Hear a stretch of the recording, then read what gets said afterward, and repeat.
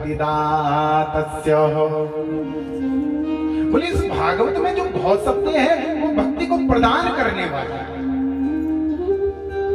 और जीवन में जब भक्ति आती है तो महाराज भगवान अपने आप आएंगे। जहां भक्ति वहां ज्ञान, वहां वैराग्य और वहां भगवान। इसीलिए भागवत का जो प्रथम अक्षर है भ, वो बोले क्या है? भक्तिदातस्य, भक्ति को देने वाला। और जो गौ शब्द है कि ककारो गतिर्दातस्य, बोले जो गौ शब्द है ये जीवन में गति प्रदान करता है। कैसे गति? बोले आगे आगे बढ़े और ख्याति प्राप्त करे, इसीलिए गति को प्रदान करता है। वकारो वैराग्य उत्पत्ति ही। महाराज जो वो शब्द है उससे जीवन में जो हमारी असद वासनाएं होती हैं, जो हमारे अंदर बोले जो पाप होता है, जो काम, क्रोध, लोभ, मोह और ईर्ष्या रूपी जो असद वासनाएं हैं, उन सब से क्या हो जाता है? भागवत श्रवण करने से महाराज वैराग्य आ जाता है। इसीलिए वकारो वैराग्य उत्पत्ति ही। बोले इसीलिए ये वो शब्द क्या है? वैराग्य को देने वाला। और जो तो शब्द है महाराज वो क्या है? बोले तकारो तत्वदर्शन। अरे परमात्मा का ये भागवत स्वरूप, इसमें जो दो शब्द है बोले जीवन में प्रकृति की सृष्टि के परमात्मा का तत्व का दर्शन कराता है। वो भगवान हर जगह विराजमान है। वो भगवान चींटी में भी है और बोले बड़े से बड़े हाथी में भी है, इंसान में भी है, हर जगह विराजमान है। अरे ईश्वर अंश जीव अभिनाशी, ईश्वर अंश जीव अभिनाशी।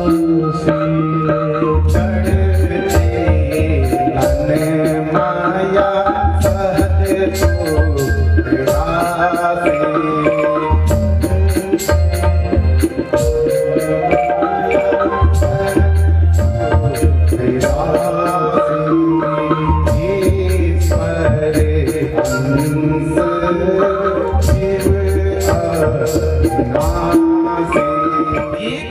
प्रकृति में जो भी उस भगवान ने बनाया है, समस्त संसार में रहने वाले जीव के अंदर, चाहे वो जड़ है चाहे वो चेतन है, सबके अंदर बोले परमात्मा का वास। तो भागवत का तो शब्द क्या करता है? बोले तत्व का दर्शन, परमात्मा। इसीलिए साक्षात भगवान ब्रह्म स्वरूप, परमात्मा स्वरूप भगवान श्री नारायण का वांगमय स्वरूप है बोले भागवत। ये हुई पहली व्याख्या। अब दूसरी व्याख्या सुने भागवत की। बोले भागवत में जो भव शब्द है वो क्या है? बोले भक्ति। अरे महाराज पहली वाली व्याख्या सुनिए पर थोड़ा सा कठिन लगी हमें, समझ में नहीं आया, तो बोले दूसरी व्याख्या श्रवण करें। बोले भागवत में जो भव शब्द है वो क्या है? भक्ति। क्या है माताओं? भक्ति। और गौ शब्द ज्ञान, वो शब्द वैराग्य, और तो शब्द तत्व। भक्ति, ज्ञान, वैराग्य और तत्व। भक्ति, ज्ञान, वैराग्य और तत्व, इन चार शब्दों के मेल से बना है भागवत। तो बोले महाराज भागवत तो है, लेकिन इस भागवत के आगे श्रीमद भी लगा हुआ है। अब इसका अर्थ क्या है? बोले वेद व्यास जी ने जब भागवत की रचना करी तो महाराज भगवत जो भागवत संहिता थी उसका निर्माण हो गया, कर दी इन्होंने रचना, और भगवान नारायण का क्या दे दिया? इसमें स्वरूप दे दिया। लेकिन भगवान के अर्धांगिनी कौन? बोले लक्ष्मी मैया। लक्ष्मी मैया ने कहा, बोले भागवत का आयोजन तो हो गया, भागवत में नारायण भी आ गए। बोले लक्ष्मी के बिना तो नारायण अधूरे हैं। इसीलिए वेद व्यास जी ने क्या किया, बोले इस भागवत का पूरा नाम दिया श्रीमद् भागवत। बोले श्री यानी लक्ष्मी, श्री यानी राधा, श्री यानी रुक्मणी, श्री यानी जामवंती।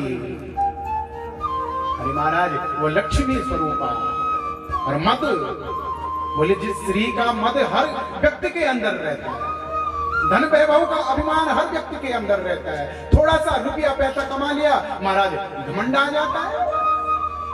लेकिन इस भागवत की कथा श्रवण करने के बाद बोले वो मद, वो अहंकार बोले नाश हो जाता है। तो श्रीमद् भागवत ये दूसरी बात। और फिर भगवता प्रोक्तम भागवतम,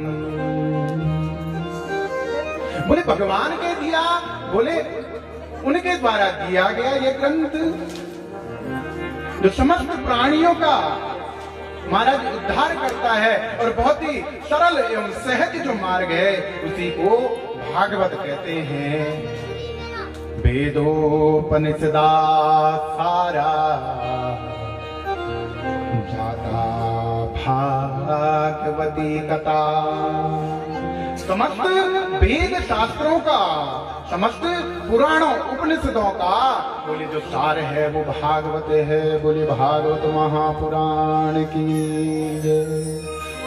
श्री बालकृष्ण भगवान की जय। तो भागवत का अर्थ महाराज श्रवण करने के बाद आइए अब हम भागवत जी के महाराज पट बोलते हैं। थोड़ा सा आज प्रथम दिवस भागवत का महात्म्य की थोड़ा बहुत चर्चा करेंगे, क्योंकि आज प्रथम दिवस में कलश यात्रा, दूर से आना, सब लोग थक गए हैं, इसीलिए जयकारे में भी आनंद नहीं आ रहा। और कल से हमारा समय पर कथा होगी और समय पर विराम होगा। तो आज की हरी इच्छा जितना भगवान गा सके और जितना भगवान मुझसे बुलवा सके उतनी कथा आप आज श्रवण करोगे। तो आइए भागवत जी के पट खोलते हैं। सभी लोग हाथ जोड़ करके भागवत जी के प्रथम श्लोक का उच्चारण करें। सच्चिदानंद रूपाय विश्वोत्पत्त्यादि हेतवे तापत्रये विनाशाय कृष्णाय वयं नुमः। श्री कृष्णाय वयं नुमः।